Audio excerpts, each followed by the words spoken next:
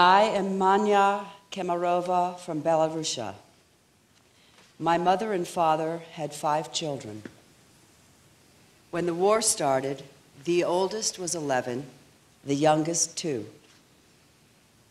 We ran from the killing squads. My grandfather and grandmother on my mother's side were burned alive in the hut, into which were chased all the Jews who didn't want to leave their native and familiar places. Mama told us they saw a glow and smelled burning human bodies.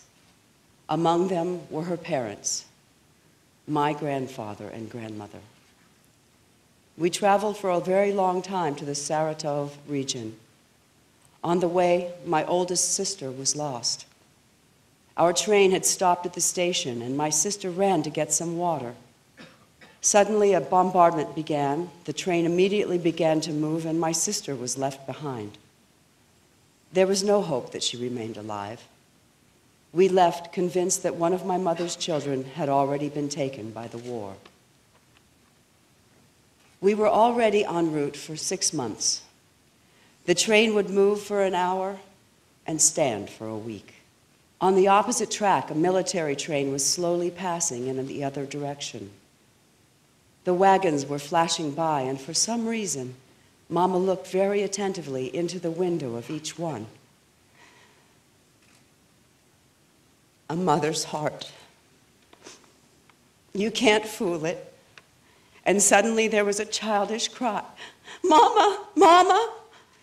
It was my sister, Fanya, calling out from the passing wagon. Soldiers' hands grabbed the child and practically threw her from the train. Soldiers had picked up my sister when she left the train 6 months before, and she had been traveling with them along the paths of war until her path crossed ours. There is more to tell. When the war was over, we returned to our home and found it only in ashes. Our entire little town was burned to nothing. But what happiness it was with tears in our eyes that we were home, although no one had any houses. And so we began to live in earthen huts. Be happy, my American friends.